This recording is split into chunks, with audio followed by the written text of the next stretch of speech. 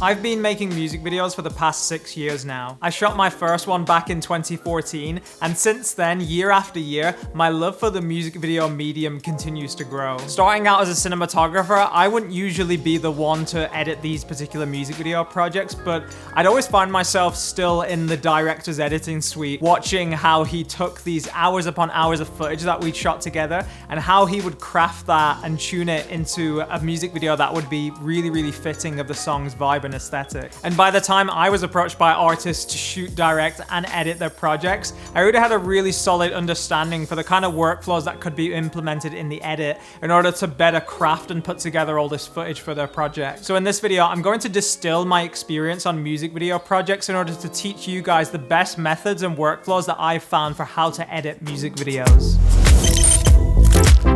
Let's quickly discuss the 3 most common categories of music videos. The first is narrative, which is a video that focuses on some kind of a storyline. Second is experimental, where it's mainly about trying to convey a certain vibe or aesthetic to the viewer. And thirdly, we have the performance video, where we see the artists themselves in the video performing the song. Though a lot of music videos are actually a combination of these formats, there's still commonalities for how I would approach the editing process for each one. So let's start by taking a look at how I would edit a narrative music video.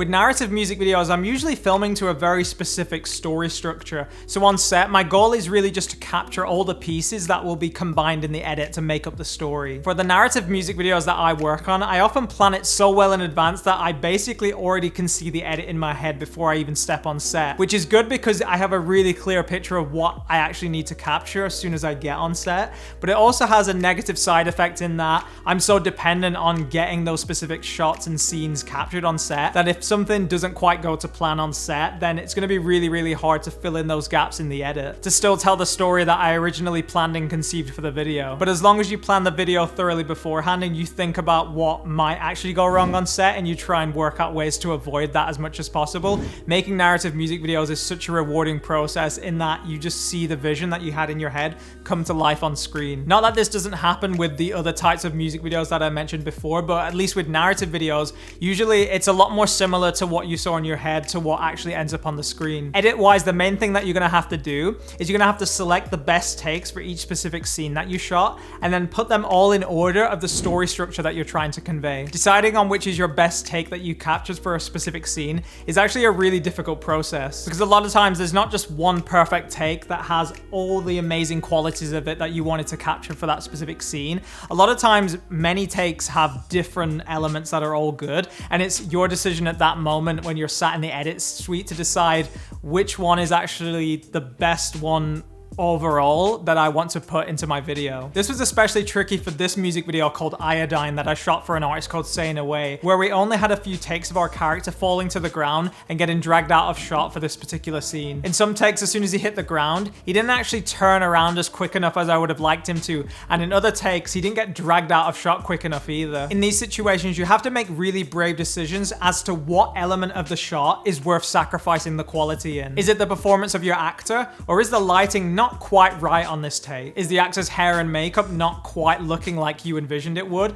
Or is there just a lack of smoke from the smoke machine that you set up and you thought it was pumping in way more than it actually looks on camera? But all in all, narrative music videos are usually the simplest form of music video depending on the complexity of your idea, as most things can be planned and scripted beforehand. And it's also the format that's most closely related to traditional forms of narrative storytelling that many of us were all brought up consuming.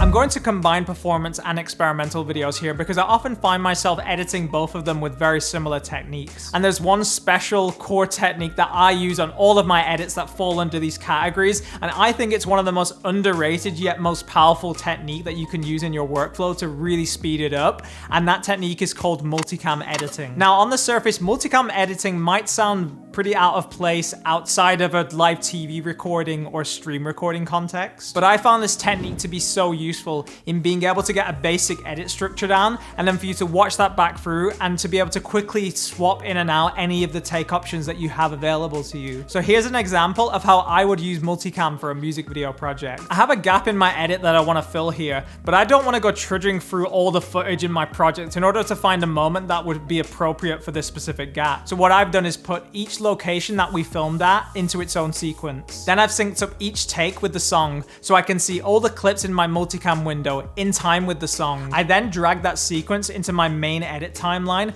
line it up so the audio is in sync, and then at this moment in the edit, I can loop the playback to see the options I can select. This method is so easy because it allows you to trial out different performances and camera angle options really quickly. And a secondary advantage to this technique is that it makes you look like a super pro if your client comes in to sit in on the edit with you, because you can present to them all the take options that you have available and you don't have to mess around with trying to find footage or disabling video layers to show them what you've got. I want to just quickly point out that these techniques, as helpful as they might be, can't really compare with just keeping your Premiere project organized and tidy. One mindset that I like to always have is, if I was to give this Premiere project to someone else, would they be able to understand how I've organized it and where I've put the sequences and all the footage? As you can see here for this particular project, I've got folders for each location we filmed at, and I've broken them into multiple categories. Sync and non-sync being the core differentiators here, which for a music video is super useful because you can simply stack both sequences on top of one another. And then using my multicam technique, we can preview whether or not this gap in the edit works better with the artist syncing to the track or without her syncing to the track. As a little free gift from me to you, I've put a download link to my default music video Premiere project template in the description box below, just to give you guys a head start with getting your Premiere projects nice and organized. So feel free to tweak it and adapt it to your particular liking. I hope you found this video useful. I'm actually planning to make full breakdowns of how I made all the music video projects that you saw in this video,